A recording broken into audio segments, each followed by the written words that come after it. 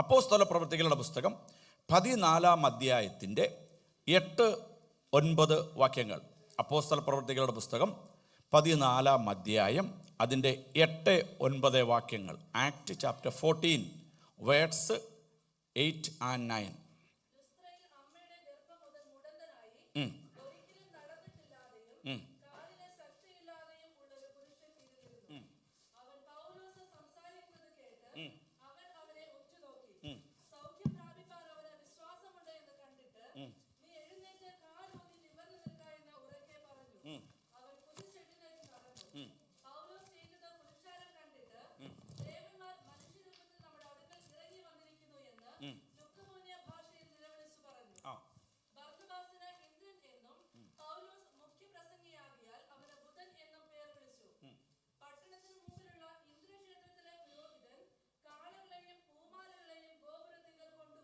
മതി. ഞാൻ ഇതിൻ്റെ പശ്ചാത്തലമൊന്ന് വേഗത്തിൽ പറയാം. 13-ാം അധ്യായം വായിക്കുമ്പോൾ ഈ അപ്പോസ്തലന്മാർ അവരുടെ ശുശ്രൂഷയ്ക്കായിട്ട് അവർ ഇറങ്ങുകയാണ്. 12 നമ്മൾക്കത് കാണുവാനായിട്ട് സാധിക്കും. പൗലൂസിനെയും ബർന്നബാസിനെയും എൻ്റെ ശുശ്രൂഷയ്ക്കായി വേർതിരിപ്പീൻ.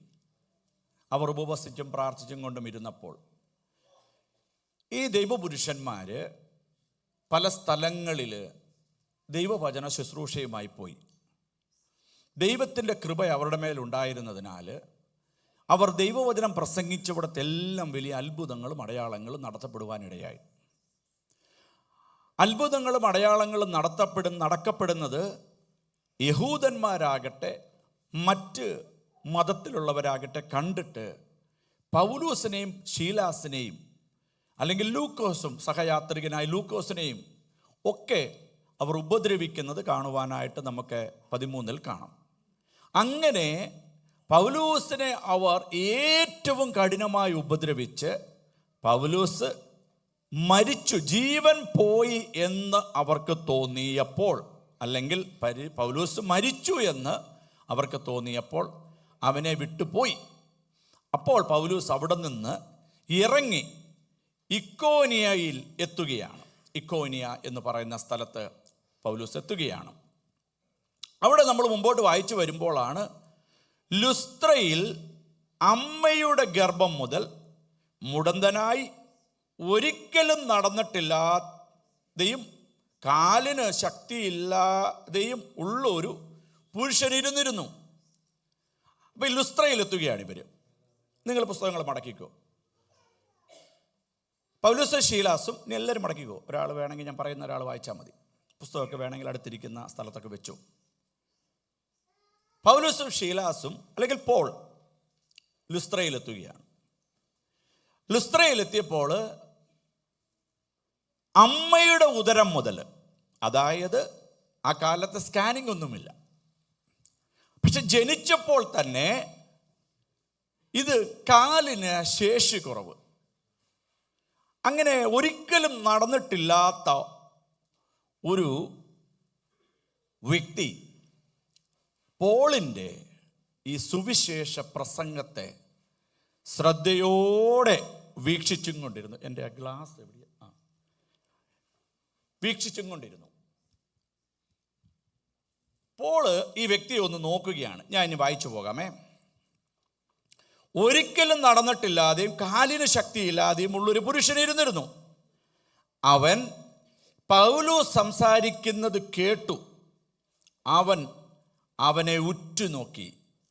സൗഖ്യം പ്രാപിപ്പാൻ അവന് വിശ്വാസം ഉണ്ട് എന്ന് കണ്ടിട്ട്, നീ എഴുന്നേറ്റ് കാലൂന്നി നിവർന്ന് നിൽക്ക എന്ന് ഉറക്കെ പറഞ്ഞു. അവൻ കുതിച്ചെഴുന്നേറ്റ് നടന്നു. പൗലോസ് ചെയ്തത് പുരുഷാരം കണ്ടു. ഒരു പ്രസംഗം നടക്കുകയാണ്. നമ്മളെല്ലാം വിശ്വാസത്താൽ നടക്കപ്പെടുന്ന ദൈവമക്കളാണ്. കാഴ്ചയാലുള്ളതിനേക്കാൾ ഉപരിയായി നമ്മൾ വിശ്വാസ കണ്ണുകളിൽ പല കാഴ്ചകളും കാണുന്നു. പോൾ പ്രസംഗിച്ചപ്പോൾ അമ്മയുടെ ഉദരം മുതൽ നടന്നിട്ടില്ലാത്ത വ്യക്തിയുടെ മേൽ ഒരത്ഭുതം നടക്കുകയാണ്. നമുക്കറിയാം അപ്പോസ്തല പ്രവൃത്തികളുടെ പുസ്തകം തന്നെ 3-ാം അധ്യായം. ഒരിക്കൽ 6 മണി നേരം പത്രോസും യോഹന്നാനും കൂടി അവർ ദിനം പ്രതി ചെയ്തു വന്നതുപോലെ തന്നെ അവർ ദേവാലയത്തിലേക്ക് പോകുന്നു. അവിടെയും ഒരു വ്യക്തിയെ, ആ വ്യക്തിയുടെ കൂട്ട സഹോദരങ്ങൾ ദേവാലയത്തിൻ്റെ മുമ്പിൽ കൊണ്ടിരുത്തി. എന്തിനാ? ഭിക്ഷയാചിക്കുവാൻ. അപ്പോഴാണ് ഈ അഭിഷിക്തന്മാർ കടന്നു വരികയും എനിക്ക് വല്ലതും തരണമേ എന്ന് യാചിക്കുകയും, പൊന്നും വെള്ളിയും ഞങ്ങളുടെ കയ്യിലില്ല, ഞങ്ങൾക്കുള്ളത് നിനക്ക് തരുന്നു, നസറേനായ യേശുവിൻ്റെ നാമത്തിൽ നീ എഴുന്നേറ്റ് നടക്കുക എന്ന് പറഞ്ഞു. ഈ 2 സംഭവങ്ങളും നമ്മളൊന്ന് വായിക്കുമ്പോൾ ഒന്നും കൂടെ പറയാം. അപ്പോസ്തല പ്രവൃത്തികളുടെ പുസ്തകം 16-ാം അധ്യായത്തിൽ പൗലോസും ശീലാസും ഫിലിപ്പിയിലെത്തി. അവിടെ ലുദിയ, നമുക്കറിയാം, അവർ കുളക്കടവിൽ ചെന്ന് ദൈവവചനം ശബത്ത് ദിനത്തിൽ പ്രസംഗിച്ചു. ലുദിയായുടെ ഹൃദയം ദൈവം തുറന്നു കൊടുത്തു. ലുദിയായുടെ ഹൃദയം മാത്രം ദൈവം തുറന്നു കൊടുത്തു. അർദ്ധരാത്രിയിൽ പൗലോസും ശീലാസും കാരാഗ്രഹത്തിൽ ദൈവത്തെ പാടി ആരാധിച്ചും കൊണ്ടിരുന്നു. കാരാഗ്രഹം തുറക്കപ്പെടുന്നു. കാരാഗ്രഹ പ്രമാണി പിന്നത്തേതിൽ വായിക്കുമ്പോൾ രക്ഷപ്പെടുവാൻ, നമുക്കറിയാം, രക്ഷപ്പെടുന്നു, സ്നാനപ്പെടുന്നു. ആ കുടുംബം ദൈവസഭയോട് ചേരുന്നു. 4 സംഭവങ്ങളിലൂടെ ഞാൻ നിങ്ങളെ വരച്ചു കാട്ടുവാൻ ഉദ്ദേശിക്കുന്നത്, ഒരു ദൈവവചന പ്രഘോഷണം നടക്കുമ്പോൾ എല്ലാവരും വിടുവിക്കപ്പെടണമെന്നില്ല. ദൈവമക്കളെ, എല്ലാവരും വിടുവിക്കപ്പെടണമെന്നില്ല. വിടുവിക്കപ്പെടുവാൻ ദൈവം ആഗ്രഹിക്കുന്നു. കാര്യം, ഈ സത്യസുവിശേഷം കേൾക്കുന്ന ഏവരും വിടുവിക്കപ്പെടണമെന്ന് തന്നെയാണ് ദൈവത്തിൻ്റെ ആഗ്രഹം. പക്ഷെങ്കിൽ അതിനെ ഉൾക്കൊള്ളുന്ന രീതിയുണ്ട്. ഒന്ന്. രണ്ടാമത്തേത് എന്നെ വളരെ ആശ്ചര്യപ്പെടുത്തി, ഭയങ്കരമായിട്ട് എന്നെ ചിന്തിപ്പിക്കുവാനിടയായി. ഞാൻ ആ വാക്യം ഒന്ന് വായിച്ചു പോകാം. ഞാനത് എവിടെയോ നോട്ട് ചെയ്തിട്ടുണ്ട്, അതൊന്ന് പറഞ്ഞു പോകാം. 13-ാം അധ്യായത്തിൻ്റെ 48-ാം വാക്യം ഞാൻ പറഞ്ഞു പോകാം. ജാതികൾ ഇത് കേട്ട് സന്തോഷിച്ചു, ദൈവത്തിൻ്റെ വചനത്തെ മഹത്വപ്പെടുത്തി. ഇനിയുള്ളതൊന്ന് ശ്രദ്ധിച്ചേ. നിത്യജീവനായി നിയമിക്കപ്പെട്ട എല്ലാവരും വിശ്വസിച്ചു. ഒരു സുവിശേഷ പ്രസംഗം നടക്കുമ്പോൾ നിങ്ങൾ ചിലപ്പോൾ ഈ 1-ാം പെന്തക്കോസ്തുകാരനായിരിക്കുന്ന എനിക്കൊന്ന് പറയാൻ കഴിയും, ഞാൻ എൻ്റെ ഹൃദയം ദൈവത്തിന് വേണ്ടി വിട്ടുകൊടുത്ത ദിനം ഒരു 300 പേരെങ്കിലും അവിടെ ഉണ്ടായിരുന്നു. ഒരു 300 പേരെങ്കിലും ഉണ്ടായിരുന്നു. എൻ്റെ ഓർമ്മ ശരിയാണ്. പക്ഷെങ്കിൽ 299 പേരും പ്രസംഗം കേട്ട് അവിടെ നിൽക്കുമ്പോൾ, ഞാൻ ഇന്നും അത് മറക്കത്തില്ല, പ്രസംഗ ശുശ്രൂഷ കഴിഞ്ഞപ്പോൾ ഞാൻ ആ പാസ്റ്ററെ വിളിച്ചു. ഞാൻ അറിയുന്ന പാസ്റ്ററെ വിളിച്ചിട്ട് പറഞ്ഞു, എനിക്ക് സ്നാനപ്പെട്ട് ദൈവസഭയോട് ചേരണം. എൻ്റെ അപ്പനാകട്ടെ അമ്മയാകട്ടെ എന്നെ പലപ്പോഴും നിർബന്ധിച്ചിട്ടുണ്ട്, ശാസിച്ചിട്ടുണ്ട്. അവർ പല നിലകളിലുള്ള ഉപദേശം നൽകിയിട്ടുണ്ട്. ചെറുപ്പം തൊട്ടേ പല പാസ്റ്റർമാരിൽ നിന്ന് ഞാൻ കേട്ടിട്ടുണ്ട്. അതൊന്നും എന്നെ ഗവനിച്ചില്ല. ആ വചന ശുശ്രൂഷയിൽ 299 പേർക്ക് ലഭ്യമാകാതിരുന്നത് അന്ന് എനിക്ക് ലഭ്യമായി. എന്താണ് അതിൻ്റെ അർത്ഥം? നിത്യ നിയമത്തിനായിട്ട്, നിത്യജീവനായിട്ട് നിയമിക്കപ്പെട്ട ഒരു വ്യക്തി ഒരു സുവിശേഷ മീറ്റിങ്ങിൽ ഉണ്ടെങ്കിൽ ആരും കൈപൊക്കിയില്ലെങ്കിലും അവൻ കൈപൊക്കും. സ്തോത്രം. ആരും ദൈവത്തെ ഉയർത്തിയില്ലെങ്കിലും കാര്യം ഇത്, അനാദിയിലെ നിത്യജീവനായിട്ട്, അനാദിയിലെ നിത്യ നിയമത്തിൽ അവനെ തെരഞ്ഞെടുക്കപ്പെട്ടു. ഇന്ന് സത്യസുവിശേഷം പ്രസംഗിക്കുമ്പോൾ ഇവന്റെ കർണപ്പുടം ദൈവം തുറന്നു കൊടുക്കും. നമുക്കറിയാം, പൗലോസ് ശക്തമായിട്ടുള്ള നിലയിൽ തന്നെയാണ് ആ ശബത്ത് ദിനത്തിൽ ആ കടവിൽ നിന്ന് പ്രസംഗിക്കുന്നത്. ലുദിയ നിത്യജീവനായിട്ട് നിയമിക്കപ്പെട്ടവളായിരുന്നു. നിത്യതയ്ക്ക് വേണ്ടി ദൈവം അവളെ കണ്ടിരുന്നു. ഈ സുവിശേഷ പ്രസംഗം ഇങ്ങനെ വ്യാപരിച്ചും കൊണ്ടിരുന്നപ്പോൾ ഉണ്ടല്ലോ, ദൈവം ലുദിയായുടെ ഹൃദയം അങ്ങോട്ട് തുറന്നു കൊടുത്തു. അപ്പൊ ശ്രദ്ധിക്കുകയാണ് അവൾ ആദ്യം ചെയ്തത്, അല്ലേ? ശ്രദ്ധിച്ചും കൊണ്ടിരിക്കുന്നത് പ്രസംഗിക്കുന്നവരും കണ്ടു. അത് കണ്ടപ്പോൾ സ്വർഗത്തിന് അടങ്ങിയിരിക്കാൻ കഴിഞ്ഞില്ല. ആ നിത്യതയ്ക്കായിട്ട്, നിത്യജീവനായിട്ട് വിളിക്കപ്പെട്ടവൾ അവളാകിയാൽ അവളുടെ ഹൃദയം മാത്രം ആ വലിയ ഒരു ചന്തയെന്ന് പറയാം, അല്ലെങ്കിൽ വലിയ ഒരു മാർക്കറ്റിൽ, അല്ലെങ്കിൽ വലിയ ഒരു കടവിൽ അവളുടെ ഹൃദയം തുറക്കപ്പെട്ടു. മറിയ ഭാരത്തോട് കൂടുകയാണ്. യോഹന്നാൻ എഴുതിയിരിക്കുന്നത്, ആരും പോകാത്തപ്പോൾ, ഇരുട്ടുള്ളപ്പോൾ അവൾ കല്ലറയെ ലക്ഷ്യം വെച്ച് ഓടിക്കൊണ്ടിരുന്നു. ഇന്ന് പകൽ പറയണം, എൻ്റെ ദൈവവും എൻ്റെ ബുദ്ധിമുട്ടുകളെ അറിയുന്നു. നിത്യതയ്ക്കായി, നിത്യജീവനായിട്ട് ഞാൻ വിളിക്കപ്പെട്ടവളാകയാൽ എൻ്റെ പ്രാർത്ഥനയും എൻ്റെ ദൈവം കേൾക്കും. അതിനിന്ന് പകലും മറുപടി നടക്കും. ഈ ലുസ്ത്രയിൽ പോൾ പ്രസംഗിക്കുകയാണ്. അപ്പോൾ നമ്മൾ ചിന്തിക്കണമേ, ഭയങ്കരമായ പീഡയിലൂടെയാണ് പോൾ കടന്നുപോയത്. കാര്യം, ചത്തു എന്ന് വിശ്വസിച്ചവർ വിശ്വസിച്ചേറ് കൊണ്ട്, നിങ്ങൾ കല്ലേറ് കൊണ്ടിട്ടുണ്ടോ ആരെങ്കിലും ഒക്കെ? സ്തോത്രം. ഈ ക്രിക്കറ്റ് കളിയിലൂടെ ഏറ് കിട്ടിയിട്ടുണ്ടോ ആർക്കെങ്കിലും?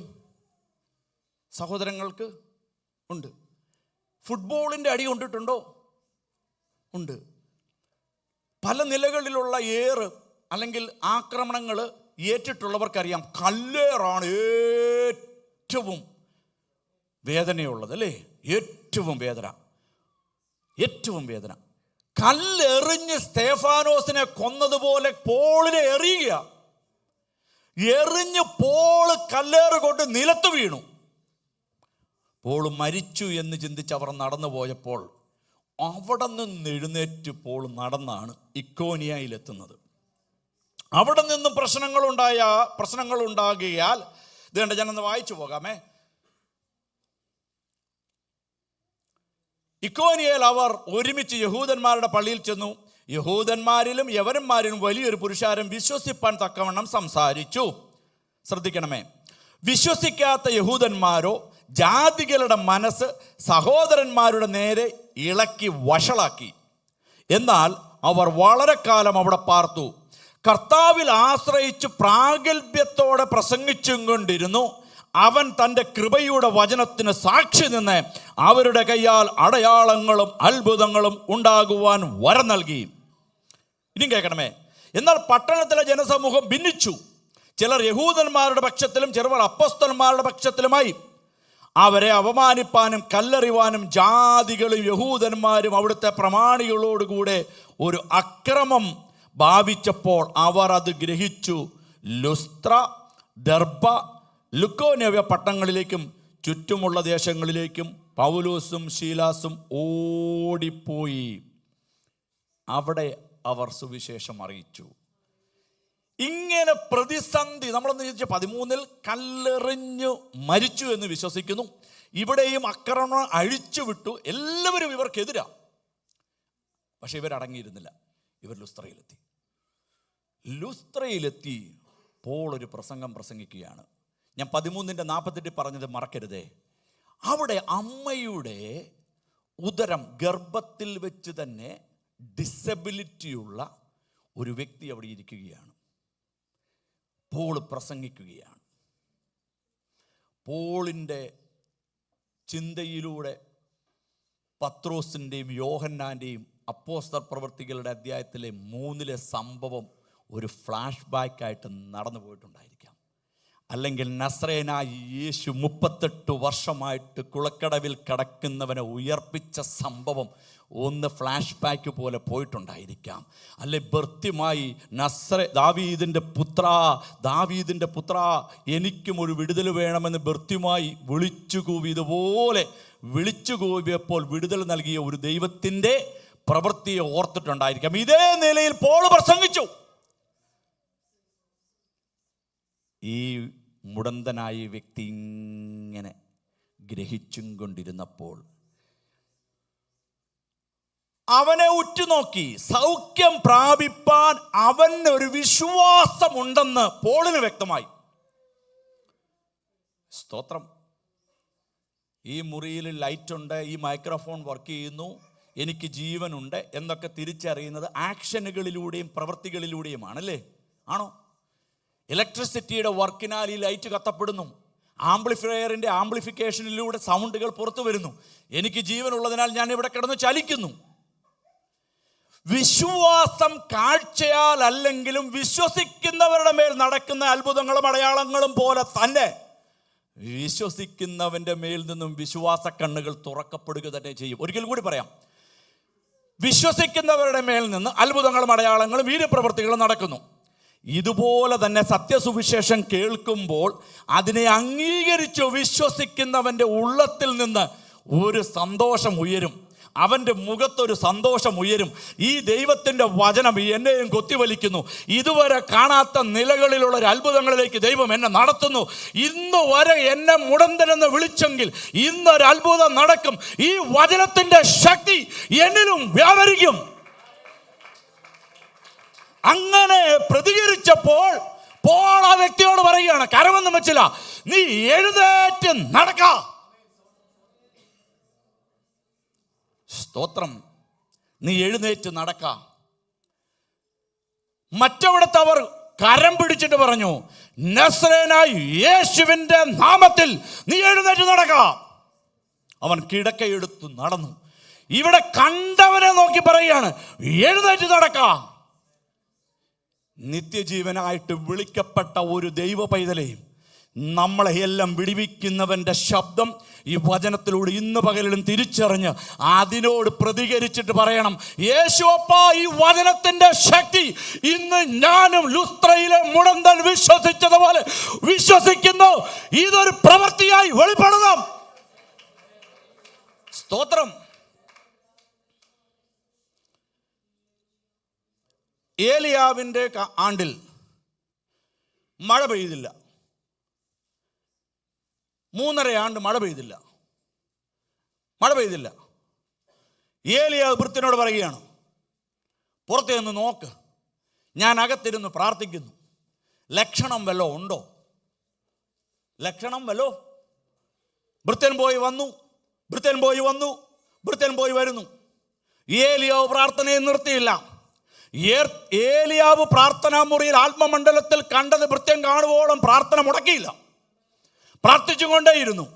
അവസാനം ഈ ഭൃത്യം എന്ന് പറയുകയാണേ, മേഘം കൈപ്പത്തി പോലെ പൊങ്ങുന്നത് ഞാൻ കണ്ടു. കൈപ്പത്തി പോലെ ചിലത് പൊങ്ങുന്നത് ഞാൻ കണ്ടു. ഏലിയാവ് പ്രാർത്ഥന നിർത്തിയെങ്കിൽ നിങ്ങൾ ഏലീശയുടെ കാലം ഒന്ന് ചിന്തിക്കണമേ. ഏലീശ പറയുന്നത് എന്നാണെന്നറിയാവോ? കാറ്റൊന്നും കാണത്തില്ല.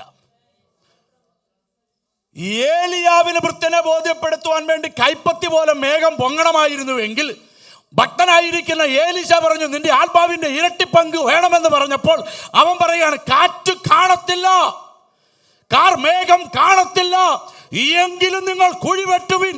യേശുവിന്റെ നാമത്തിൽ അവർ അത് അനുസരിച്ചപ്പോൾ കാറ്റ് കാണാത്തവിടത്തെ, മഴക്കാർ കാണാത്തവിടത്തെ, മേഘം കാണാത്തവിടത്തെ ദൈവത്തിന്റെ നദി ആ കുന്നുകൾ നിറച്ചുവെങ്കിൽ ഇന്ന് പകലിലും പറയണം, ഈ ഉയർപ്പിന്റെ ദിവസം പറയണം, സാധ്യതകൾ മുഴുവൻ അസ്തമിക്കട്ടെന്ന്, സാഹചര്യങ്ങൾ മുഴുവൻ പ്രതികൂലമാകട്ടെ. യേശുവിന്റെ നാമത്തിൽ ഒരു വിടുതൽ എനിക്കുണ്ട്.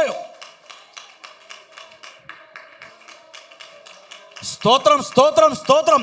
വിശ്വസിക്കുന്നവർ അല്പസമയം ദൈവത്തെ ഒന്ന് സ്തുതിച്ചിട്ട് പറ, ഞാനും അത് വിശ്വസിക്കുന്നു.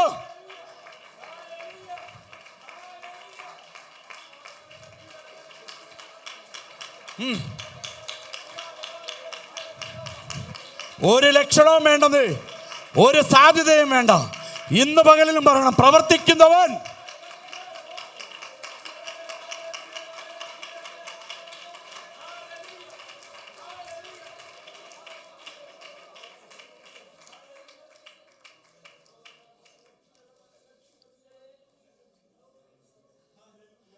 ദൈവസാന്നിധ്യത്തോട് നമ്മൾ ഭയഭക്തിയിൽ നിൽക്കണം. അതിനോട് നമ്മൾ മറുതലിക്കരുത്. ദൈവ സാന്നിധ്യം നമ്മൾക്ക് പല നിലകളിൽ അറിയാം. മോശ ദൈവ സാന്നിധ്യം അറിഞ്ഞതുപോലെയല്ല ലുസ്ത്രയിലെ ഈ മുടന്തൻ ദൈവ സാന്നിധ്യം അറിഞ്ഞത്. ലുസ്ത്രയിലെ മുടന്തൻ അറിഞ്ഞതുപോലെയോ മോശ ഹോരേബിലെത്തിയപ്പോൾ അറിയപ്പെട്ട ദൈവ സാന്നിധ്യവുമല്ല കാനാവിലെ കല്യാണത്തിൽ യേശു കർത്താവ് ഉണ്ടായിരുന്നവിടത്ത് അറിയപ്പെട്ട ദൈവപ്രവൃത്തി. എന്നാൽ ഇതിൽ മൂന്നിൽ നിന്നും വ്യത്യസ്തമാണ് പോളിൻ്റെ അല്ലെങ്കിൽ പത്രോസിൻ്റെ ഒക്കെ നിഴൽ തട്ടിയപ്പോൾ നടന്ന ദൈവപ്രവൃത്തികൾ.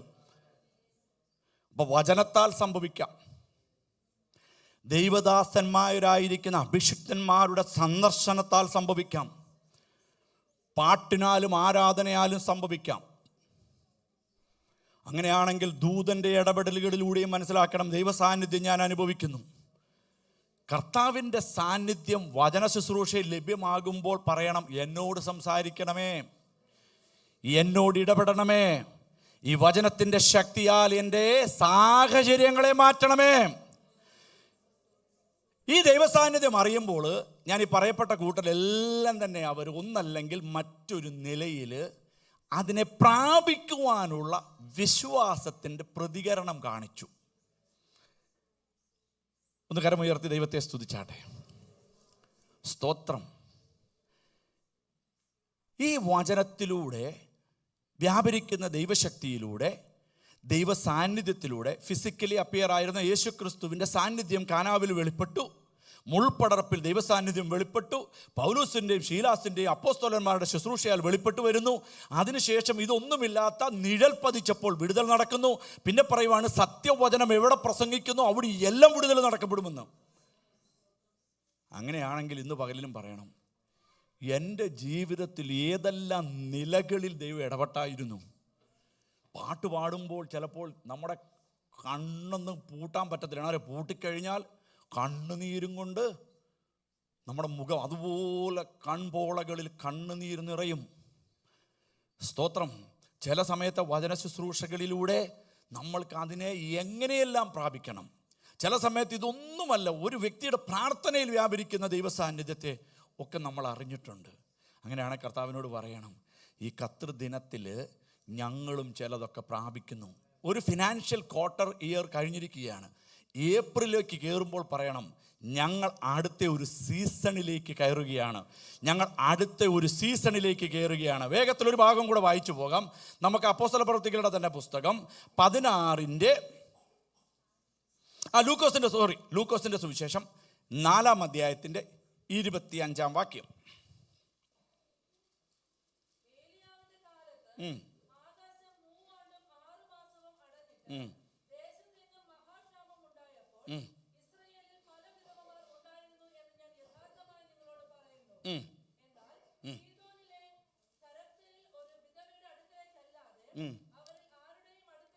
യേശു കർത്താവ് തിരുവായി മൊഴിഞ്ഞ് പറയുകയാണ്. നമ്മൾ ചിന്തിക്കണമേ, നിത്യജീവനായിട്ട് വിളിക്കപ്പെട്ടവർക്കാണ് അത്ഭുതങ്ങൾ നടക്കപ്പെടുന്നത്. യേശു അത് തെളിയിക്കുകയാണ്. പിന്നത്തേതിൽ 3 ആണ്ട് ദേശത്ത് പട്ടിണി.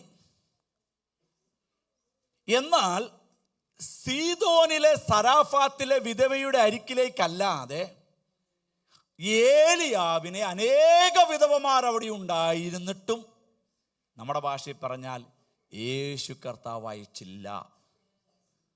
യേശു കർത്താവ് അയച്ചില്ല. സ്തോത്രം. അടുത്തത് പറയുകയാണ്, ഏലീശയുടെ കാലത്ത് 27-ാം വാക്യം, ഏലീശയുടെ കാലത്ത് അനേക കുഷ്ഠരോഗികൾ ഉണ്ടായിരിക്കെ തന്നെ നയമാനല്ലാതെ ആരും സൗഖ്യം പ്രാപിച്ചിട്ടില്ല. എൻ്റെ ദൈവമക്കളെ, ഞാൻ നിങ്ങളെ സ്നേഹിക്കുന്നതും കൊണ്ട് പറയുകയാണ്, കർത്താവ് പറയുകയാണ്, അനേകരുണ്ടായിട്ടൊന്നും കാര്യമില്ല, ഒരു നയമാനം വിടുവിക്കപ്പെട്ടുള്ളൂ. അനേകരുണ്ടായിട്ട് കാര്യമില്ല, ഒരു സാരാഫാത്തിലെ വിധവയെ വിടുവിക്കപ്പെട്ടുള്ളൂ. അപ്പം നിർണയപ്രകാരം വിളിക്കപ്പെട്ടിട്ടുണ്ടെങ്കിൽ, നിത്യജീവനായിട്ട് വിളിക്കപ്പെട്ടിട്ടുണ്ടെങ്കിൽ, ദൈവസാന്നിധ്യത്തോട് പ്രതികരിച്ചും കൊണ്ട് നമ്മൾ ദൈവവചനത്തിൽ ലഭ്യമാകുവാൻ സാധ്യത എന്നുള്ള പദം ഉപയോഗിച്ചെന്നേ ഉള്ളൂ, എല്ലാ അനുഗ്രഹങ്ങളും പ്രാപിച്ചോണം.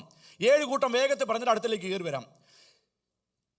1 തെസ്സലോനിക്കർ വായിക്കണ്ട, ഞാൻ പറഞ്ഞു പോകാമേ. 1 തെസ്സലോനിക്കർ 4:14 ദൈവത്തിൻ്റെ വചനം സ്വീകരിക്കുമ്പോൾ, വ്യാപരിക്കുമ്പോൾ അത് സങ്കടത്തിൽ ആശ്വാസം.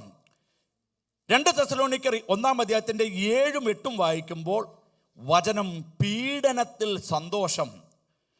1 യോഹന്നാൻ 3:3 വചനം ജീവിതത്തിൽ നിർമ്മലീകരണം വരുത്തുന്നു. എബ്രായർക്ക് എഴുതിയ ലേഖനം 10:23 നമ്മുടെ കുറിവാക്യമാണ്, പ്രത്യാശയുടെ സ്വീകാര്യം മുറുകെ പിടിച്ചുകൊള്ളുക, അത് പ്രതീക്ഷ നൽകുകയാണ്. അത് തന്നെ വീണ്ടും പറയുകയാണ്, ആ വചനം ഏറ്റു പറയും തോറും പ്രത്യാശ നൽകുകയാണ്. 6 യാക്കോബിന്റെ ലേഖനം 5:7-8 വചനം പരിശോധനയിൽ ദീർഘക്ഷമയോടുകൂടി ഇരിപ്പാനുള്ള ഒരു കൃപ ദൈവം നൽകുകയാണ്. പരിശോധനകളിൽ നമ്മൾ അകപ്പെട്ടു പോകുമ്പോൾ ദൈവവചനത്തിൻ്റെ ശക്തിയാൽ ദീർഘക്ഷമ നമ്മൾക്ക് ദൈവം ലഭിക്കും. ലാസ്റ്റത്തേത് 1 പത്രോസ് 5:7 എന്താ? സഹനത്തിൻ്റെ ബലം ദൈവം നമ്മളിൽ പകരും. സഹനത്തിൻ്റെ എന്താ? അവൻ നിങ്ങൾക്കായി കരുതുന്നതാകയാൽ. സ്തോത്രം. അവൻ നിങ്ങൾക്കായി കരുതുന്നതാകയാൽ നിങ്ങളുടെ സകല ചിന്താകുലവും അവൻ്റെ മേൽ ഇട്ടുകൊള്ളുവീൻ.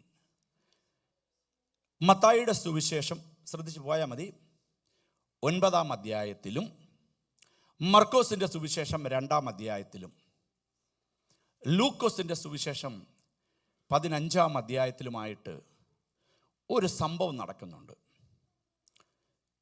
മത്തായി 9:1 മുതൽ വായിക്കുമ്പോഴും മർക്കോസ് 1 മുതലൊക്കെ വായിക്കുമ്പോഴും ഈ ഭാഗങ്ങളെ കാണുവാനായിട്ട് സാധിക്കും.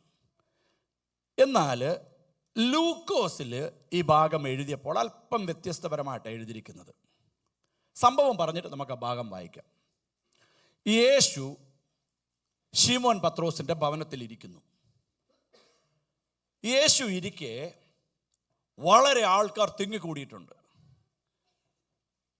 അപ്പോൾ ഒരു പക്ഷപാതക്കാരനായ ഒരു പുരുഷനെ 4 പേർ ചുമന്നും കൊണ്ട് യേശു ഇരിക്കുന്ന ഈ വീടിൻ്റെ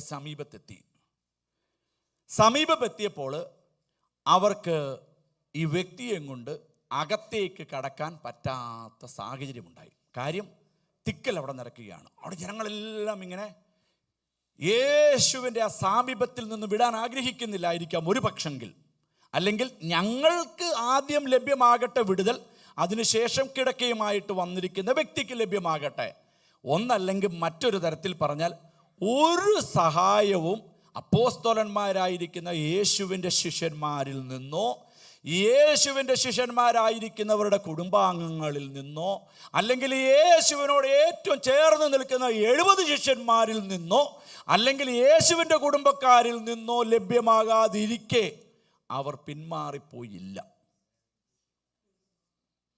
വഴി മുഴുവൻ അടയപ്പെട്ട് നിൽക്കുകയാണ്. പക്ഷെങ്കിൽ ഇവിടെ എഴുതിയിരിക്കുന്ന ഭാഗം ഒന്ന് വായിക്കണമേ. നമ്മൾ ആ ലൂക്കോസിൻ്റെ സുവിശേഷം 15-ാം അധ്യായത്തിൻ്റെ 18 മുതലുള്ള വാക്യങ്ങളിലാണ്. 19-20 വാക്യങ്ങളൊന്ന് വായിക്കാമോ? അവിടെ 5:19-20.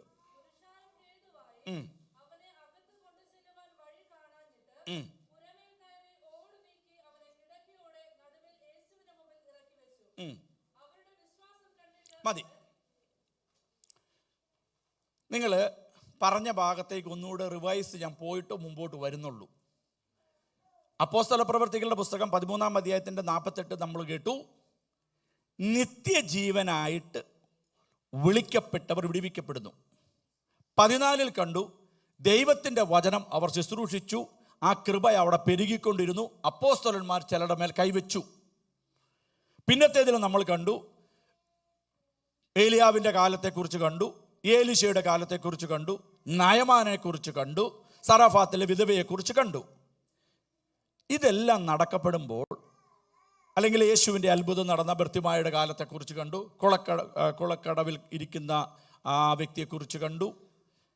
ഇവിടെയെല്ലാം നടക്കപ്പെട്ടത് നിങ്ങളൊന്ന് ചിന്തിച്ചാൽ, വിടുതൽ ആഗ്രഹിക്കുന്ന, അല്ലെങ്കിൽ എൻ്റെ ജീവിതത്തിൽ ഒരു വിടുതൽ ആവശ്യമെന്ന് ബോധ്യവരായി ഇവരെല്ലാവരും തന്നെ. നൈനിലെ വിധവയെ നോക്കുകയാണെങ്കിലും, ലാസറിൻ്റെ കുടുംബത്തിൽ ചെല്ലുകയാണെങ്കിലും, യായിറോസിൻ്റെ വീട്ടിൽ ചെല്ലുകയാണെങ്കിലും, തബീതയുടെ അടുത്ത് ചെല്ലുകയാണെങ്കിലും, ഈ വ്യക്തികൾ ഉയർക്കപ്പെട്ടേ പറ്റുകയുള്ളൂ. പക്ഷേ ഇവർ മരിച്ചിരിക്കുക. ലാസർ മരിച്ചു, യായിറോസിന്റെ മകൾ മരിച്ചു, നൈലിലെ വിധവയുടെ മകൻ മരിച്ചു, തബീത മരിച്ചു. ഇവരെങ്ങനെ ഈ വചനത്തോട് പ്രതികരിക്കും? ഞാൻ ഈ മെസ്സേജ് പറയേണ്ടവിടം പറഞ്ഞു കഴിഞ്ഞിട്ട് ഇതിനോടുള്ള ബന്ധത്തിൽ പറയാനായിരുന്നത്. പക്ഷെങ്കിൽ ഇതെന്നെ ചിന്തിപ്പിച്ചു ദൈവമക്കളെ.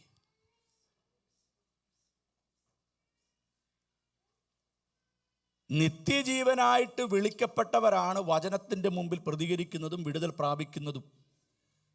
ആണോ? അങ്ങനെയാണെങ്കിൽ ലാസർ എങ്ങനെയാ ഉയർത്തത്? പ്രതികരിച്ചില്ലല്ലോ, ചത്തു, നാറ്റം വെച്ചു, ഏകജാതൻ മരിച്ചു, ബാല മരിക്കുന്നു. അപ്പം ഇവിടെയെല്ലാം വിടുതലുകൾ നടക്കപ്പെടുന്നത് മറ്റൊരു നിലയിലുള്ള ദൈവപ്രവൃത്തികളിലൂടെയാണ്. അത് തെളിയിച്ച് പ്രാർത്ഥിച്ച് നമുക്ക് നിർത്താം.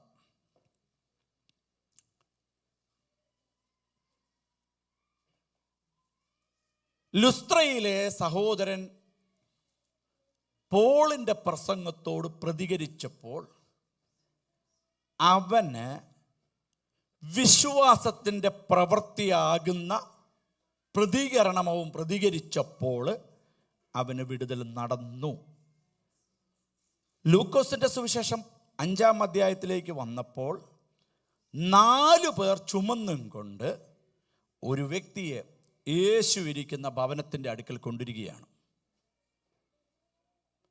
ഒരു സഹായവും ലഭിച്ചില്ലെന്ന് മാത്രമല്ല, നമ്മുടെ ഭാഷയിൽ പറഞ്ഞ തിരസ്കരണം കൂടി ആയിരിക്കാം ലഭ്യമായത്.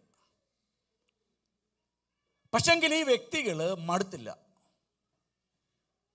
ചിലർ പറയാറുണ്ട്, ഞാനതിനെ വിമർശിക്കുന്നൊന്നുമില്ല, അവരെന്നെക്കാളും ദൈവവചനത്തിൽ പാണ്ഡിത്യമുള്ളവർ തന്നെയാണ്. പക്ഷെങ്കിൽ ഞാൻ ഈ 3 സുവിശേഷം വായിച്ചപ്പോഴും കോട്ട്, കട്ടിൽ എന്നൊരു പദം കണ്ടില്ല. നിങ്ങൾ ആരെങ്കിലും കണ്ടിട്ടുണ്ടോ? ഒരിടത്ത് എഴുതിയിരിക്കുന്ന കിടക്കേന്ന. നൈറ്റ് ഉണ്ടായിരുന്നു, കിടക്കേന്ന. സ്തോത്രം. ഒരിടത്ത് എഴുതിയിരിക്കുന്ന കൗച്ചെന്ന.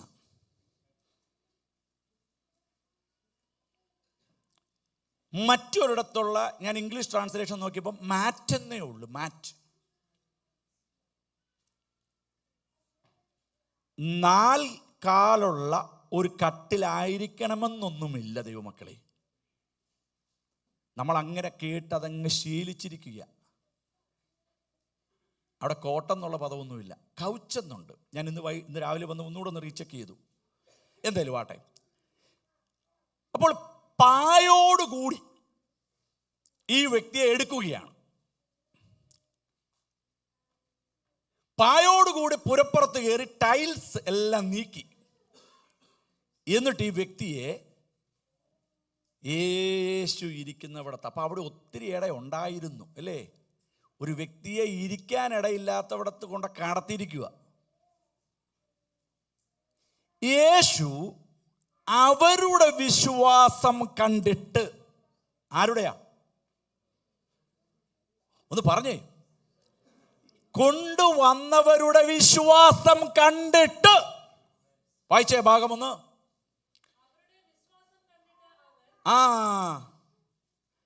ഒരു സാധ്യതയും അവരുടെ മുമ്പിൽ കാണുന്നില്ല അടുപ്പിക്കാൻ. യേശുവിൻ്റെ അടുത്തേക്ക് ഈ വ്യക്തിയെ പാരലൈസ്ഡ് ആയിരിക്കുന്ന, ഫുള്ളി കൊളാപ്സ്ഡ് ആയിരിക്കുന്ന, നമ്മുടെ ഭാഷയിൽ പറഞ്ഞ കോമ സ്റ്റേജിലുള്ള ഈ വ്യക്തിയെ അടുപ്പിക്കാൻ സാധ്യതയില്ല. കൗച്ചോടുകൂടിയാണ് കൊണ്ടുവന്നിരിക്കുന്നത്, അല്ലെങ്കിൽ പായിൽ ചുറ്റിയായിരിക്കും കൊണ്ടുവന്നിരിക്കുന്നത്. ചുമന്നും കൊണ്ട് 4 പേര് വരികയാണ്. അവർ വന്നിട്ടും ഒരു സഹായം ലഭ്യമായില്ല. സ്തോത്രം. പക്ഷെങ്കിൽ ഇവരുടെ ഉത്സാഹം കണ്ടിട്ട് വഴിയില്ലാത്തവിടത്ത് യേശു ഇവർ വഴി ഒരുക്കി ഇറങ്ങി വരുന്നത് കണ്ടിട്ട് ആ വ്യക്തിക്ക് സൗഖ്യം നൽകി. വന്നിരുന്ന കിടക്കയുമായി ആ വ്യക്തി നടന്നു പോകുന്നത് കാണുവാൻ ഇടയാക്കി. അങ്ങനെയാണെങ്കിൽ അടുക്കാൻ പറ്റാത്തവിടത്ത്, സാധ്യതകളൊന്നുമില്ലാത്തവിടത്ത് ദൈവം വഴി തുറക്കും. ദൈവം വഴി തുറക്കും. ദൈവം വഴി തുറക്കും. ഒന്നും കൂടി പറയാം. നൈനിലെ വിധവയുടെ മകൻ മരിച്ചു. നൈനിലെ വിധവയുടെ മകനല്ല പ്രാർത്ഥിച്ചത്. കുഷ്ഠരോഗികൾ പ്രാർത്ഥിച്ചു വിടുതൽ പ്രാപിച്ചത് അവർ കുഷ്ഠരോഗികൾ തന്നെ ദൈവത്തോട് സംസാരിച്ചതിനാലാണ്. രക്തസ്രാവക്കാരി അവൾ തന്നെ വന്ന് യേശുവിൻ്റെ തൊങ്ങലിൽ തൊടുകയാണ്.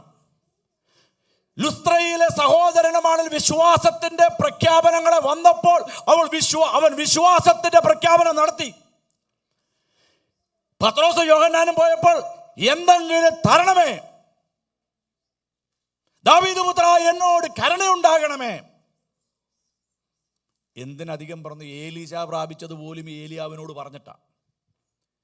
പക്ഷെങ്കിൽ ഈ ഡെഡ് ബോഡികൾക്ക് വേണ്ടിയിട്ടും ദൈവം പ്രവർത്തിച്ചതും, ഡെഡ് ബോഡികളെ കിടക്കുന്ന ഈ വ്യക്തിക്കും വേണ്ടി ദൈവം പ്രവർത്തിച്ചത് മറ്റുള്ള വിശ്വാസ വീരന്മാരുടെ പ്രാർത്ഥനയാണ്, ആവശ്യമാണ്. മധ്യസ്ഥ പ്രാർത്ഥനയുടെ വില നമ്മൾ മനസ്സിലാക്കണമേ. മധ്യസ്ഥ പ്രാർത്ഥനയുടെ വില നമ്മൾ മറന്നു പോകരുത്.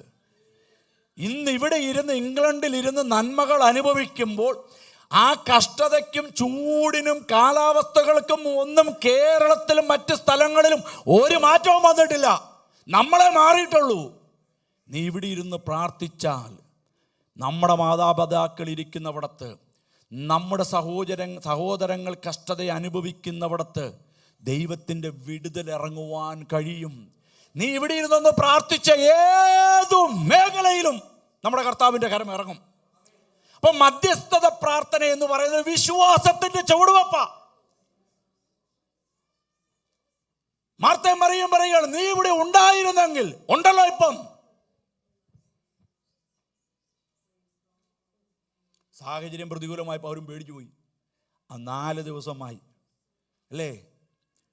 അപ്പൊ ദൈവം പ്രവർത്തിക്കേണ്ടവിടത്ത് ദൈവം തുറക്കുന്ന വഴി നമ്മുടെ കണ്ണിൽ കാണുന്നതല്ല. എളുപ്പം വേഗത്തിൽ 1-2 കാര്യങ്ങൾ പറഞ്ഞു പോകാം. ആരും കാണാത്ത വഴി, ആരും പോകാത്ത വഴി, ആരും ചിന്തിക്കാത്ത വഴി ദൈവം നമുക്ക് വേണ്ടി തുറക്കും. വിശ്വസിക്കുന്നവർ ഒന്ന് കരമുയർത്തി, അത് വിശ്വാസ പ്രഖ്യാപനമാണ്. ഒന്ന് പറയണം, എൻ്റെ മുമ്പിൽ എല്ലാ വഴികളും അടഞ്ഞതായിരിക്കാം, സാധ്യതകൾ ഒന്നുമില്ലെന്ന്, പക്ഷെങ്കിൽ ഒന്ന് ഞാൻ വിശ്വസിക്കുന്നു, എൻ്റെ ദൈവം വഴി തുറക്കും. വായിക്കാം ദാനിയേൽ പ്രവചന പുസ്തകം 6-ാം അധ്യായത്തിന്റെ 14-ാം വാക്യം.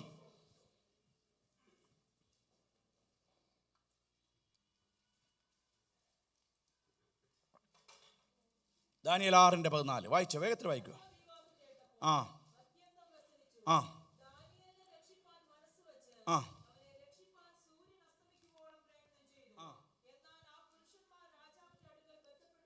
ആ ആ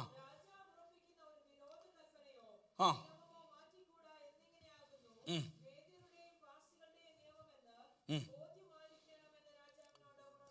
നമുക്കറിയാം ഈ സംഭവം അല്ലേ? നമുക്കറിയാമോ ഈ സംഭവം? ദാനിയേലിനു വേണ്ടി ദൈവം പ്രവർത്തിച്ചത് ആ കുഴിയിലിടാൻ പറഞ്ഞ രാജാവ് പോലും ചിന്തിക്കാത്ത നിലയിലുള്ളൊരു പ്രവൃത്തിയാണ്. ആ രാജാവിന് ഈ വ്യക്തിയെ വിടുവിക്കണം നമുക്ക് ഉള്ളിൻ്റെ ഉള്ളിൽ ആഗ്രഹമുണ്ട്. സ്തോത്രം. നമുക്കും അങ്ങനെയൊക്കെ തോന്നാറുണ്ട്.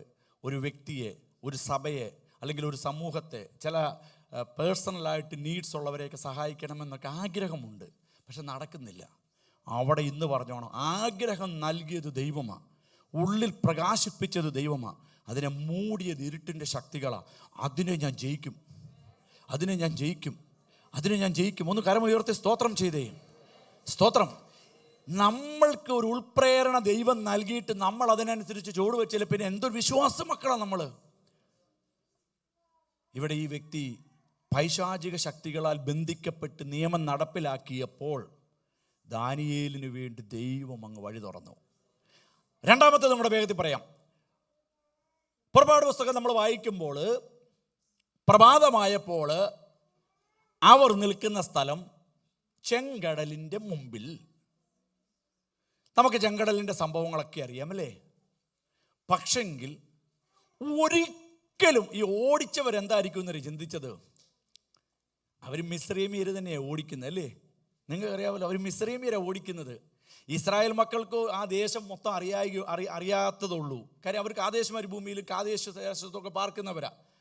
അപ്പോൾ ഇവർക്ക് മിസ്രൈമ്യർക്ക് അറിയാം. മിസ്രൈമ്യർ അന്നേരം സന്തോഷിക്കേടാ, ഇവന്മാരെ നമ്മൾ പുറകിൽ രഥങ്ങളും കുതിരകളുമായിട്ട് ഓടിച്ച് ഇവന്മാര് ചെന്ന് കടലിൻ്റെ മുമ്പിൽ നിൽക്കും. ഇവനെ എല്ലാം പിടിച്ചു കെട്ടിക്കൊണ്ട് വരികയും നേതൃത്വം കൊടുത്ത മോശയെ അടിച്ചു കൊല്ലുകയും ചെയ്യണം. ഇതാണ് ഈ പുറകെ പോണവന്മാരുടെ പ്ലാൻ. നിങ്ങൾ മനസ്സിലാക്കിയിട്ടുണ്ടോ അല്ലേ? ഓടിക്കുക, ഇവർ ഓടുക. പ്രഭാതമായപ്പോൾ മുമ്പിൽ ചെങ്കടൽ. ഇന്ന് പകൽ പറയണം ദൈവമക്കളെ, ഞാൻ നിൽക്കുന്നവിടത്ത്, ഒന്നാമത്തേത് മറക്കരുത്, ആരും കാണാത്ത വഴി എൻ്റെ ദൈവം എനിക്ക് തുറക്കും. രണ്ടാമത്തേത് പറയണം, ഞാൻ നിൽക്കുന്നവിടത്ത് എൻ്റെ കാൽ ചവിട്ടിയിരിക്കുന്നവിടത്ത് എൻ്റെ ദൈവം എനിക്ക് വേണ്ടി വഴി തുറക്കും. അതൊന്ന് വിശ്വസിച്ച് നാമേം പറയാൻ കഴിയുമോ? ഒന്ന് വിശ്വസിച്ച് നാമേം പറഞ്ഞ്. ഞാൻ കാൽ ചവിട്ടിയിരിക്കുന്നവിടത്ത് ഒന്നുമില്ല. മുമ്പിൽ പ്രളയമാ, മുമ്പിൽ നദിയാ, മുമ്പിൽ കടലാ, മുമ്പിൽ തിരമാലകളാ, പിമ്പിൽ ഫറവോന്റെ സൈന്യമാ. ഭക്ത, നീ ഭയപ്പെടേണ്ട. നിന്റെ കാൽ ഒന്നാമത്തേത്, ആരും തുറക്കാത്ത വാതിൽ നിനക്കായി തുറക്കും. രണ്ടാമത്തേത്, ആരും കാണാത്ത നിലകളിൽ നിനക്ക് വേണ്ടി നീ നിൽക്കുന്നവിടത്ത് വഴി തുറക്കുന്ന ഒരു ദൈവത്തെ അനുഭവിച്ചിട്ടുള്ള ദൈവമക്കൾ പറ, അതെന്റെ ജീവിതത്തിൽ ഞാൻ എത്രയോ പ്രാവശ്യം അനുഭവിച്ചു. ചെങ്കടലിൽ അവിടെ തന്നെ വഴി തുറന്നു. യോഹന്നാന്റെ സുവിശേഷം 2-ാം അധ്യായത്തിൽ കാനാവിലെ കല്യാണത്തിൽ ഒരിടത്തു നിന്ന് കൊണ്ടുവരേണ്ടി വന്നില്ല, അവിടെ തന്നെ വഴി തുറക്കുകയാണ്. ഇന്ന് പകൽ പറയണം, ഞാൻ ആയിരിക്കുന്ന പട്ടണത്തിൽ എനിക്ക് വേണ്ടി എൻ്റെ ദൈവം, ഞാൻ ആയിരിക്കുന്ന സഭയിൽ, ഞാൻ ആയിരിക്കുന്ന കുടുംബത്തിൽ, ഞാൻ ആയിരിക്കുന്ന വർക്ക് പ്ലേസുകളിൽ, ഞാൻ ആയിരിക്കുന്ന പ്രതികൂലത്തിൻ്റെ മധ്യേ ഇവിടെ തന്നെ വഴി തുറക്കുന്ന ഒരു ദൈവമുണ്ട്. സ്തോത്രം. ഞാൻ ആവേശത്തിൽ പ്രസംഗിക്കുന്നത് എന്താണെന്നറിയാവോ? നമ്മുടെ ഇന്ന് ഈ മാർച്ച് മാസം 31-ാം തീയതി വരെ നിൽക്കുന്നത് മുഴുവൻ ആർക്കും തുറക്കാത്തവിടത്ത് ദൈവം വഴി തുറന്നു. ഞാൻ നിൽക്കുന്ന പല മേഖലകളിലും ദൈവം എനിക്ക് വേണ്ടി വഴി തുറന്നു.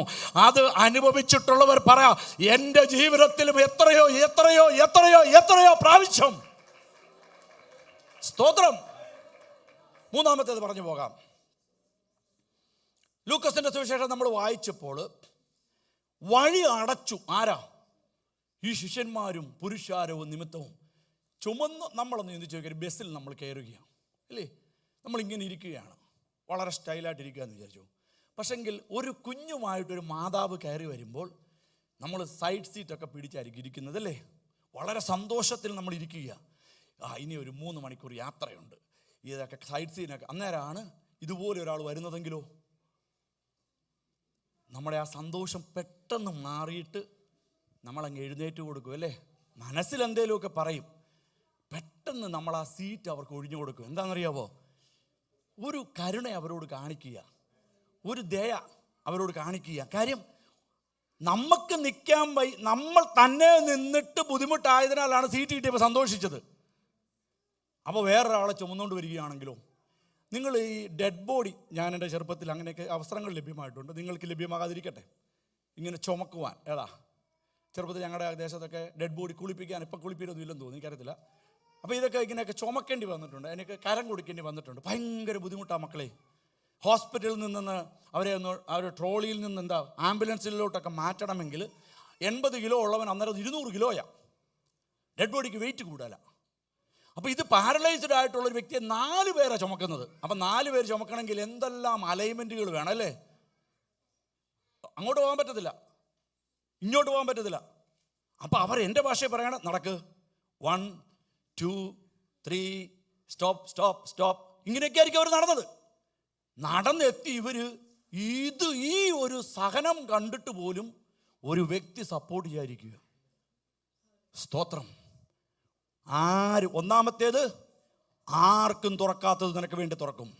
രണ്ടാമത്തേത്, നിന്റെ മുമ്പിൽ തന്നെ നീ നിൽക്കുന്നവിടത്ത് തുറക്കുമെങ്കിൽ. മൂന്നാമത്തേത്, ആരൊക്കെ നിന്റെ മുമ്പിൽ വഴി അടച്ചോ അവരുടെ മുമ്പിൽ അവർക്ക് ലഭ്യമാകാതിരിക്കുന്ന ഒരു വഴി തുറക്കുന്ന ഒരു ദൈവത്തെ നമ്മൾ അറിഞ്ഞിട്ട് പറയണം.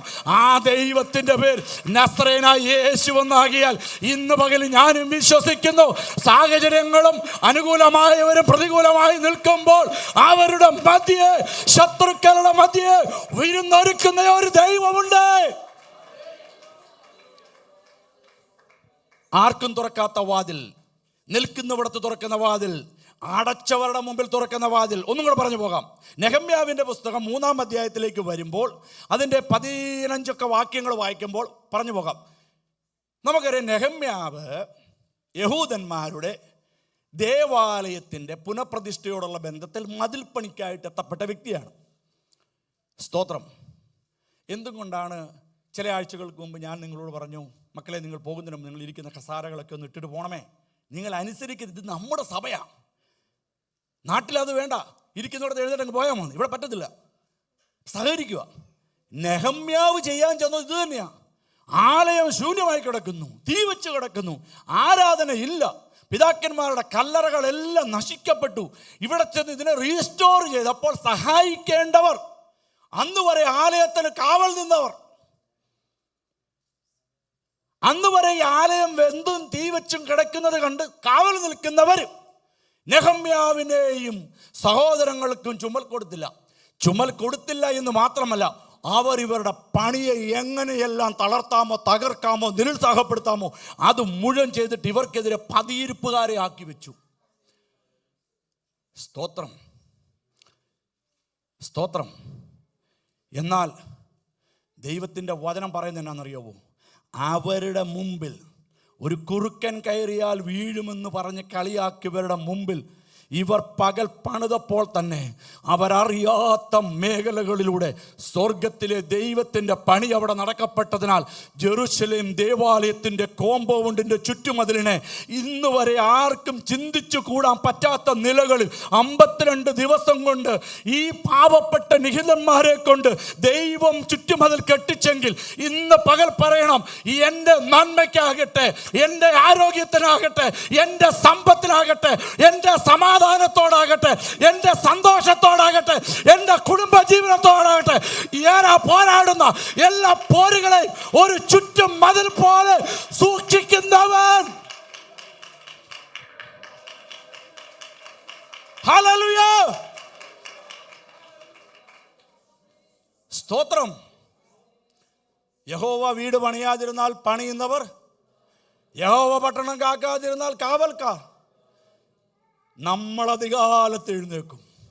ചെങ്കടലിൻ്റെ മുമ്പിൽ വഴി തുറന്ന ഒരു ദൈവത്തെ അസാധാരണമായ നിലയിൽ ഇന്ന് പകലിലും പറയണം, ഈ കർത്തൃദിനത്തിൽ ഞങ്ങളും വിശ്വസിക്കുന്നു. അപ്പാ, ഇതുവരെ കാണാത്ത, ആരും പോകാത്തപ്പോൾ മറിയ കല്ലറക്കൽ ചെന്നപ്പോൾ കല്ലുരുട്ടി മാറ്റിയതുപോലെ ഒരു ചില ദൈവപ്രവൃത്തികൾ ഇന്ന് ഞങ്ങൾ അനുഭവിക്കട്ടെ. സ്തോത്രം. അടുത്തത്, ഇതിന് ഒന്നാമത്തേത് നമ്മൾ നിൽക്കുന്നവിടെ തന്നെ, ഒന്നാമത്തെ അങ്ങനെ ആർക്കും ഇല്ലാത്തത്, രണ്ടാമത്തേത് നിൽക്കുന്നവിടത്ത്, മൂന്നാമത്തേത് അടച്ചവൻ്റെ മുമ്പിൽ, നാലാമത്തേത് പെട്ടെന്ന് സംഭവിക്കുന്നത്, അഞ്ചാമത്തേത് പറയാം. ഇങ്ങനെയുള്ള സഹായങ്ങൾക്കുണ്ടല്ലോ, ഈ നമ്മൾക്കെല്ലാം ഈ അല്പം എന്താ പറയുക, ഈ നമ്മളെ തന്നെ പ്രൈസ് ചെയ്ത് പറയാൻ ഇഷ്ടമുള്ള കാര്യമാണ്. നമ്മൾ ഹെൽപ്പ് ചെയ്തു, നമ്മൾ ജോലി വാങ്ങിച്ചു കൊടുത്തു, നമ്മളവരെ റിഹാബിലിറ്റ് ചെയ്തു. ഇങ്ങനെ പറയാനൊരു സന്തോഷമുണ്ട്. ഈ ദൈവപ്രവൃത്തി എങ്ങനെയാണെന്നറിയാവോ? ആരുടെയും സഹായം വേണ്ട. ദൈവപ്രവൃത്തിക്ക് ഒരു സഹായം വേണ്ട. ദൈവം തന്നെ അങ്ങ് ചെയ്യും. സഹായത്തിലൂടെ ദൈവം ചെയ്യത്തില്ല. നല്ല ലുസ്ത്രയിൽ പോൾ പ്രസംഗിച്ചത് കൊണ്ട് തന്നെയാണ് മുടന്തന് വിടുതൽ നടക്കിയത്. എന്നാൽ മറ്റൊരു വഴി ഞാൻ പറയുകയാണ്, ആരുടെയും സഹായം വേണ്ട. ആരുടെയും സഹായം വേണ്ട. ഞാനൊരു സങ്കീർത്തനം 33 അതിൻ്റെ ഒരു ഭാഗത്ത് ഒന്ന് വായിച്ച്. അവിടെ ഇങ്ങനെയാണ് ആ ഭാഗം: ജയത്തിന് കുതിര വ്യർത്ഥമത്രേ. ആ ഭാഗം ഒന്ന് എടുക്കാമോ? എത്രാം വാക്യം മക്കളെ? വായിച്ചു.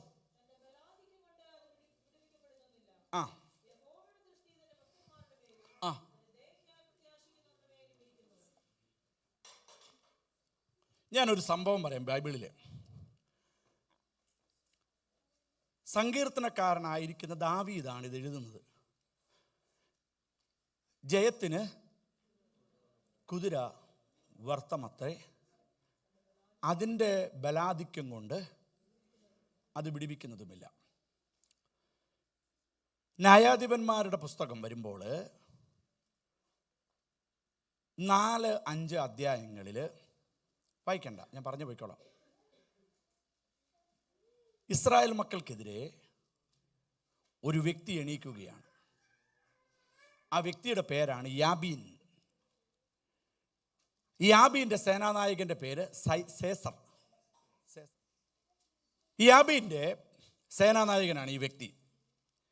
ഇവർ ഇസ്രായേൽ മക്കളെ ഉപദ്രവിക്കപ്പെടുവാൻ വേണ്ടിയിട്ട് അവിടെ എഴുതിയിരിക്കുന്നത് 900 ഇരുമ്പ് രഥങ്ങൾ, 900 ഇരുമ്പ് രഥങ്ങൾ, അതിനനുസരിച്ചുള്ള ആൾക്കാർ. ഈ വ്യക്തി ഇസ്രായേൽ മക്കളെ ഉപദ്രവിക്കാൻ പോവുകയാണ്. ഇത് ഇസ്രായേൽ മക്കളെ സംബന്ധിച്ചിടത്തോളം വളരെ പ്രയാസകരമായ ഒരു അവസ്ഥയാണ്. നമുക്ക് തിരുവചനത്തിലൊരു ഭാഗം അറിയാം: ഒരു ബലവാനും ബലഹീനനും തമ്മിൽ കാര്യമുണ്ടായാൽ സഹായിപ്പാൻ നീ അല്ലാതെ വേറെ ആരുമില്ല. ഇവർ ദൈവത്തിങ്കിലേക്ക് കരമുയർത്തി. ദൈവമക്കളെ, 900 ഇരുമ്പ് രഥങ്ങളെന്ന് പറയുമ്പോൾ അത് ഓടിക്കുക, അതിലൂടെ വരുന്ന അവരുടെ ആംഡ് ഫോഴ്സ് ഒക്കെ വലിയതാണ്. ഇസ്രായേൽ മക്കളെ സംബന്ധിച്ചിടത്തോളം കുതിരരഥം കണ്ടിട്ടുണ്ട് മിസ്രൈം അടിമത്തത്തിലായിരുന്ന കാലത്തൊക്കെ. അല്ലാതെ അവർക്ക് രഥങ്ങളും കുതിരകളും ഒന്നുമില്ല, പാവങ്ങളാണ്. അവരെ ഉപദ്രവിക്കുവാനാണ് ഈ വ്യക്തി എത്തിയിരിക്കുന്നത്. പക്ഷെ അവിടെ എഴുതിയിരിക്കുന്ന ഒരു പദമുണ്ട് ദൈവമക്കളെ. 20-ാം വാക്യം 5:20 വായിച്ചേ. 20ഉം 22ഉം. ആ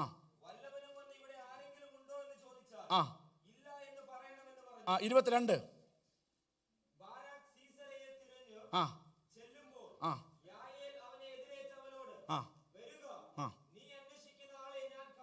ഞാൻ ഈ സംഭവം നിങ്ങൾ ഈ 5-ാം അധ്യായം ഒന്ന് വായിച്ചാൽ മതി വീട്ടിൽ പോയി. 900 ഇരുമ്പ് രഥങ്ങളുമായിട്ട് വരുന്നു, കുതിരകളും. അപ്പം നമുക്കറിയാം കുതിരകളിലെ ഏറ്റവും വലിയ കുതിര ഈജിപ്തിൻ്റെ അല്ലേ, ഈജിപ്തിൻ്റെ. അപ്പം ഈ കുതിരശക്തിയിൽ ഇവരിങ്ങനെ വരുമ്പോൾ 13-ാം വാക്യത്തിൽ ഒരു പ്രത്യേക മലയാള ടേംസ് ഉണ്ട്, അതൊന്നും നമുക്ക് പോലും അറിയില്ലാത്തതാണ്. നിങ്ങൾ ചിന്തിക്കണമേ, നമ്മൾ ചിരിച്ച പോലെ ഞാനും ചിരിച്ചു. ഇതൊക്കെ എന്തൊരു വാക്കാന്ന്. ആ പാട്ട് ദെബോര പാടുന്ന ഒരു പിടിയും കിട്ടുന്നില്ല. 900 ഇരുമ്പ് രഥങ്ങളിൽ വരികയാണ് ഇസ്രായേൽ മക്കളെ പിടിക്കാൻ. അവർ 2 ഗോത്രങ്ങളിൽ നിന്ന് 10,000 പേരെ വെച്ച് തിരിഞ്ഞെടുത്തു. 20,000 പേര് യുദ്ധത്തിന് നിൽക്കുകയാണ്. അവിടെ എഴുതിയിരിക്കുന്നത്, ദാവീദ് പിന്നെ പറയുകയാണ്, ജയത്തിന് കുതിര വ്യർത്ഥമത്രേ. ഈ കുതിരകൾ ശക്തമായി ഹുങ്കാരത്തോടെ കുതിച്ചപ്പോൾ എന്ത് സംഭവിച്ചെന്ന് ചോദിച്ചാൽ, കുതിരകളുടെ കാലുകൾ സ്ലിപ്പായി. ഞാൻ അതിൻ്റെ വായിച്ചപ്പോഴാണ് എനിക്ക് മനസ്സിലായി. എന്നിട്ട് കുതിരകളുടെ കാലിൽ ഒരു സാധനം ഇടും, ലാടൻ, കുളമ്പ്, ഒരു ലാടൻ എന്ന് പറയും. എനിക്ക് അതിൻ്റെ ഇംഗ്ലീഷ് വേർഡൊന്നും അറിയത്തില്ല. ഷൂസ്. ഇത് ഊരിപ്പോയി. അതായത് കുതിരകൾ ഇങ്ങനെ ഓടിയപ്പോൾ അവിടെ എഴുതിയിരിക്കുന്നത് കുതിരക്കാലുകൾ തമ്മിൽ കൂട്ടിയിടിച്ചു. കുതിരക്കാലുകൾ ഒരിക്കലും കൂട്ടിയിടിക്കത്തില്ല. കുതിരക്കാലുകൾ തമ്മിൽ കൂട്ടിയിടിച്ചു. കുതിരയുടെ കാലിൽ നിന്ന് കുളമ്പുകൾ അല്ലെങ്കിൽ ഇതിൻ്റെ ആ ഷൂസ് ഊരിപ്പോയപ്പോൾ കുതിരകൾ മുട്ടിന്മേലിരുന്നു. സേനാനായകനായിരിക്കുന്ന സെരയ്ക്ക് ഇത് പിടികിട്ടി. കുതിര ഇനി ഒരു സ്റ്റെപ്പ്, എത്രയാ, 900 ഇരുമ്പ് രഥങ്ങളിൽ നിന്നുള്ള ഇവൻ്റെ ഓട്ടം വല്ലാത്ത ഒരു ഓട്ടമായിരുന്നു. ഇവൻ ഓടി ഒരു സഹോദരിയുടെ വീട്ടിൽ ചെന്നു. അവിടെ പാർത്തു. ഒരു പുതപ്പിനടി കയറി കടന്നു. അവളും പറഞ്ഞു ഇവിടെ കടന്നോളാൻ. നമുക്കറിയാം ഈ വ്യക്തിയെ പിന്നെ ആ സ്ത്രീ ഒരു കമ്പിയും കൊണ്ട് കുത്തി ചുറ്റികയും കൊണ്ട് അടിച്ച് കൊന്നു. ഇസ്രായേൽ മക്കൾക്ക് വേണ്ടി ദൈവം തുറന്ന വഴിയുണ്ടല്ലോ, ഒരു മനുഷ്യൻ്റെയും സഹായമല്ലായിരുന്നു. സാക്ഷാൽ ദൈവം തമ്പുരാൻ ബലവാനും ബലഹീനനും തമ്മിലൊരു യുദ്ധമുണ്ടായപ്പോൾ ഇറങ്ങിയെങ്കിൽ, എനിക്ക് വേണ്ടി ദൈവം ചില സമയത്ത് ഇറങ്ങുന്നതുണ്ടല്ലോ, അത് എനിക്ക് വേണ്ടി മാത്രമല്ല, എന്നെ ഏതെല്ലാം നിലകളിൽ എന്നെ മുടിപ്പിക്കുന്നു, നശിപ്പിക്കുന്നു, അതിനെ കംപ്ലീറ്റ്ലി വൈപ്പ് ഔട്ട് ചെയ്യുന്ന നിലയിൽ ദൈവം പ്രവർത്തിപ്പാനിടയായിത്തീരും. ഞാൻ ഒന്നും കൂടെ പറഞ്ഞിട്ട് വേഗത്തിൽ ഞാൻ ദൈവസന്നിധിയിൽ ഇരിക്കുവാനായിട്ട് ആഗ്രഹിക്കുന്നു. ഒന്നും കൂടെ വായിക്കാമേ. ഒന്ന്, ഇത് മറ്റാരുടെയും സഹായം വേണ്ട. ആറാമത്തേത്, ആരും ചോദ്യം ചെയ്യാത്ത നിലകളിൽ ദൈവം നമുക്ക് വേണ്ടി വഴി തുറക്കപ്പെടും. ഒരു വ്യക്തി ചോദ്യം ചെയ്യപ്പെടുവാൻ കഴിയാത്ത നിലകളിൽ ദൈവം എനിക്ക് വേണ്ടി വഴി തുറക്കും. അതിന് ഒരു മറുചോദ്യമില്ല. ഇതെങ്ങനെ സംഭവിച്ചു? ഡിവൈൻ ഹീലിംഗ് ഒക്കെ കിട്ടിയവർക്ക് അറിയാം അല്ലേ? ഒരിക്കലും അത് സയൻറ്റിഫിക്കലി പ്രൂവ് ചെയ്യാൻ പറ്റുന്നില്ല. ആരുടെയും സപ്പോർട്ട് വേണ്ട. ദൈവം തുറക്കുന്ന വഴികളുണ്ടല്ലോ, ആരും പിന്നെ ചോദ്യം ചെയ്യാൻ പറ്റാത്ത നിലകളിൽ ദൈവം ആ മേഖലയിൽ ചെയ്യും. ലാസ്റ്റത്തേത് പറയാം, ദൈവം തുറക്കുന്ന വഴി എന്നും ശത്രുവിന് ദുർഘടമായിരിക്കും. ശത്രു ആ വഴിയിലൂടെ വന്നാൽ അവന് ദുർഘടം അല്ലേ? നമ്മളൊന്ന് ചിന്തിച്ചു നോക്കി, ഒരു രാത്രി മുഴുവൻ ഓടിച്ചു ഇസ്രായേൽ മക്കളെ മിസ്രൈമ്യർ. അവർക്കറിയാം റൂട്ട് മാപ്പിന് പ്രകാരം ഇത് ഓടുന്നത് മുഴുവൻ ചെങ്കടലിൻ്റെ മുമ്പിലാണെന്ന്. അവിടെ ഇട്ട് വെട്ടിക്കൊല്ലുവാൻ വേണ്ടി ഭാവിച്ചപ്പോൾ ചെങ്കടൽ അങ്ങ് തുറന്നു. അതിനകത്തൂടെ ഇവർ ഓടുന്നത് കണ്ട് അതിനകത്തൂടെ ഇവന്മാരും കയറി. പക്ഷെങ്കിൽ മിസ്രൈമ്യർ മുഴുവൻ ചെങ്കടലിൽ നിൽക്കെ അവസാനത്തെ കുളമ്പ് ചെങ്കടലിൽ നിന്ന് ഇസ്രായേൽ മക്കൾ പൊക്കിയപ്പോൾ ഒരു കാറ്റടിച്ചു, ശത്രു മുഴുവൻ അകപ്പെട്ടു പോയെങ്കിൽ. എൻ്റെ ദൈവജനമേ, നിങ്ങൾ കണ്ണുകളൊന്ന് അടച്ചാട്ടെ. ഞാൻ നിങ്ങളോട് പറയുവാൻ ആഗ്രഹിക്കുന്ന മെസ്സേജിൻ്റെ ഒരു അവസാന ഭാഗം വേണം, ഇങ്ങനെ വേണേൽ പറയാം. ഞാൻ രക്ഷയുടെ സന്തോഷം അനുഭവിക്കുന്നു. ഹബക്കൂക്ക് പ്രവാചകൻ ഇങ്ങനെയാണത് പറയുന്നത്, അത്തിവൃക്ഷം തളിർത്തില്ലെങ്കിലും. ഇന്ന് പകൽക്ക് എത്ര പേർക്ക് അങ്ങനെ പറയുവാൻ കഴിയും? ഞാൻ കേട്ട ദൈവവചനത്തിൽ ഞാൻ വിശ്വസിക്കുന്നു. എൻ്റെ ജീവിതത്തിൽ പ്രതിസന്ധികൾ ഉണ്ടായിട്ടുണ്ട്, എൻ്റെ ജീവിതത്തിൽ കഷ്ടതകൾ ഉണ്ടായിട്ടുണ്ട്, എൻ്റെ ജീവിതത്തിൽ വേദനകൾ ഉണ്ടായിട്ടുണ്ട്. എന്നാൽ ഞാൻ ഇന്ന് പകൽ വിശ്വസിക്കുന്നു, എങ്കിലും ഞാൻ യഹോവയിൽ ആനന്ദിക്കും. എൻ്റെ ഒരു രക്ഷയുടെ ദൈവത്തിൽ ഞാൻ ഉല്ലസിക്കും. മുമ്പിൽ ശൂന്യതയാകാം, ഫലങ്ങൾ ലഭ്യമാകാതിരിക്കുകയാകാം, ഇരുട്ടാകാം, വഴി അടഞ്ഞു പോയതാകാം, ഭാവിയെക്കുറിച്ചുള്ള ചിന്തയാകാം. നിങ്ങൾക്കിങ്ങനെ പറയുവാൻ കഴിയുമോ? എങ്കിലും ഞാൻ യഹോവയിൽ ആനന്ദിക്കും, എൻ്റെ രക്ഷയുടെ ദൈവത്തിൽ ഞാൻ ഉല്ലസിക്കും. പരിശുദ്ധ ദൈവമേ, അങ്ങ് തുറക്കുന്ന വഴി അടയ്പ്പാൻ ഒരു ശക്തിക്കും കഴിയത്തില്ല. ഞങ്ങൾ ഈ ദൈവവചനത്തിൽ വിശ്വസിക്കുന്നു. ദൈവശക്തിയെ അവിശ്വസിച്ചപ്പോൾ പത്രോസ് മുങ്ങിപ്പോയി. ദൈവശക്തിയെ അവിശ്വസിച്ചപ്പോൾ യേശുവിൻ്റെ ശിഷ്യന്മാർക്ക് നാഥ രോഗിയെ സൗഖ്യമാക്കുവാൻ കഴിഞ്ഞില്ല. ദൈവശക്തിയിൽ നിന്നും ദൈവസാന്നിധ്യത്തിൽ നിന്നും വിട്ടുമാറിയപ്പോൾ എമ്മൂസിലേക്ക് പോയ ശിഷ്യന്മാർക്ക് ദൈവസാന്നിധ്യം കൂടി തിരിച്ചറിയുവാൻ കഴിഞ്ഞില്ല. ദൈവസാന്നിധ്യത്തിൽ നിന്ന് അവർ മാറിയപ്പോൾ ശിഷ്യന്മാർ കാറ്റ് കണ്ട് ഭയപ്പെട്ടു പോയി. പരിശുദ്ധ ദൈവമേ, വചനത്താലും നിൻ്റെ സാന്നിധ്യത്താലും നീ ഞങ്ങളെ ബലപ്പെടുത്തുന്നത് ഓർത്ത് സ്തോത്രം. അങ്ങയുടെ കരം ഞങ്ങളോട് കൂടിയിരിക്കണമേ. ഇന്ന് ഏതൊരു പ്രതിസന്ധിയുമായിട്ട് ഞങ്ങളുടെ ഈ അങ്ങയുടെ സന്നിധിയിലായിരിക്കുന്നു, വന്നിട്ടുണ്ടോ അല്ലെ കൊണ്ടുവന്നിട്ടുണ്ടോ, ആ പ്രതിസന്ധിയുടെ മേൽ ആർക്കും മുമ്പിൽ തുറക്കപ്പെടാത്തൊരു വഴി, ഇതുവരെ കേട്ടിട്ടില്ലാത്ത ഒരു പ്രവൃത്തി അങ്ങ് അയക്കണം. യേശുവിൻ നാമത്തിൽ തന്നെ.